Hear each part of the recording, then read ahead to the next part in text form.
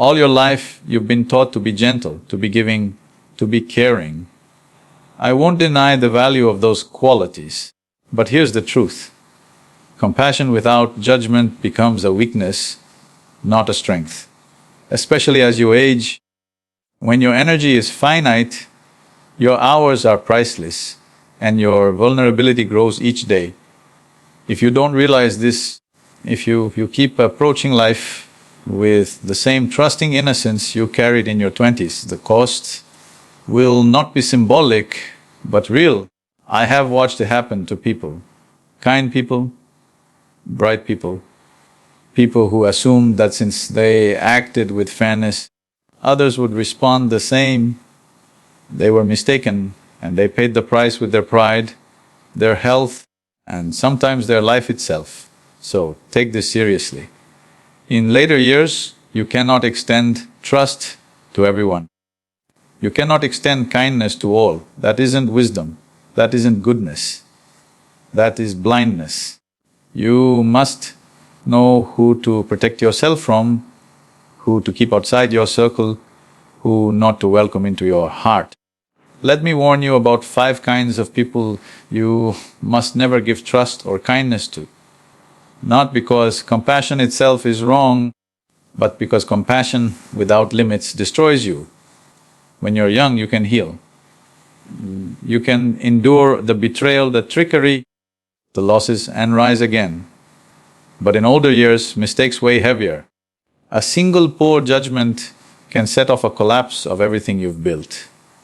A single parasite in your life, and suddenly your retirement funds are drained, your peace broken, your body weakened, and worst of all, your trust in people shattered. Let me give you a story. A man I knew once, let's call him Richard, retired at 65. He was decent, thoughtful, always ready to lend a hand. He lived by himself, a widower. One day he met a woman 20 years younger. She seemed caring, attentive. She said everything he longed to hear. She made him feel youthful again, noticed again, alive again. In 6 months, he gave her access to his bank, invested in her business schemes, even cleared her car debt. 2 years later, she was gone, disappeared, took all she could. And Richard, well, he was not just bankrupt, he was devastated. And it wasn't just about the money. It was the disgrace, the humiliation of discovering his goodness had been weaponized against him. Predators exist, opportunists, manipulators, leeches, who hunt exactly that kind of virtue. And elders, especially those who are isolated or battling loneliness, become easy prey. So, let's be blunt. Age offers no protection. In fact, it exposes you further, and that's why you must sharpen your judgment, not numb it with sentimentality. The first type you must never rely on is the emotional manipulator. These people exploit guilt and duty. They'll tell you, after all I've done, is this how you repay me? Or, if you cared, you would. They exploit your wish to be moral, but their motives are never for your good. They aim to dominate, not uplift. If you permit it, they will turn your last years into chains of shame. They'll twist the tale so you are the villain, they're the victim. Resist it. A woman in her 70s once told me her daughter constantly threatened to deny her grandchildren unless she paid rent, bills, or childcare, even though the daughter had a strong salary. That isn't love, that is abuse. Sometimes family is the parasite. Blood alone does not earn trust. Study deeds, not words. People reveal themselves. Notice carefully. And when the same tricks repeat again and again, set the boundary, even if it hurts, even if it's family, because dignity is worth more than peace bought with surrender. Next is the perpetual victim. You'll spot them easily because nothing is ever their doing. Each setback, each downfall is blamed on someone else. They'll arrive with stories designed to tug at your pity. At first, your compassion awakens. Of course it does. You're human. But time reveals the cycle. They seek not to rise, but to stay down. They don't want solutions. They crave rescuers. And they will drain you of emotions and resources until you're empty, not out of hate, but because they don't truly see you. They only see what you can provide. Your generosity becomes a banquet. Old age should mean reflection, contribution, tranquility, not constant firefighting. And if your days revolve around mending another's chaos, you are being stolen from. Not in theory, but in concrete terms. Your vitality, your hours, your health, here's the harsh reality. If you don't guard yourself first, nobody else will. The third type is the flatterer with hidden motives.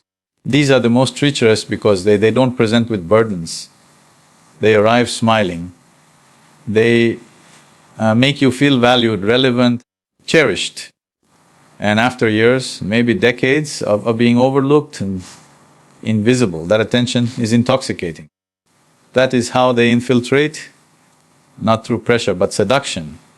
They'll insist you're wiser than others, more giving, more broad-minded, and suddenly you're writing checks, co-signing loans, investing in miraculous ventures, and when collapse comes, they vanish, leaving you ruined. Understand this clearly. Not all who uplift you are good for you. Some specialize in fabricating affection to disarm your defenses. They feel no guilt for taking everything. And in older years, you must cultivate the habit of skepticism. Not cynicism, but skepticism. Ask, what do they seek? What are they hiding? What pattern appears when I step back from the emotional fog? A painful truth of aging is this: you fade from many eyes, but not from predators. They notice you, they see the pension, the debt-free home, the loneliness, the yearning, and swoop in like vultures disguised as doves. You must become like a hawk, sharp-eyed, not hostile, but alert. Then there's the constant complainer. Now this may seem harmless at first, but these people erode you slowly. Every talk is soaked in misery. Nothing satisfies them. Every joy you bring is met with a warning why it will fade. Every flame of hope smothered under their gloom. If you let them, they will drag you into bitterness until your spirit dulls too. You must protect your inner fire in old age. Optimism is not foolishness, it is fuel. And if your circle is saturated with voices of despair, you will begin to believe the world is darker than it is, that you are weaker than you are, that collapse is unavoidable. It's not in the ways that matter. Your soul need not decay just because the body slows, but that means fiercely curating your company. Finally, and this is the hardest, the caregiver with hidden resentment. This person seems helpful, supportive, perhaps even living alongside you. Yet beneath lies anger, bitterness, frustration, and it leaks slowly in sighs, barbs, guilt trips, unspoken contempt that makes you feel like a burden. They may never state it aloud, but you'll sense it. The tone, the dismissive looks, the ignored calls, the way they speak about you, behind your back. You must tread carefully because allowing someone control of your space, your care, your money without reading their emotional state invites abuse. And it happens more than we wish to admit. Often the true threat isn't a stranger outside, but a familiar figure inside your walls. So you must trust your gut. If it feels wrong,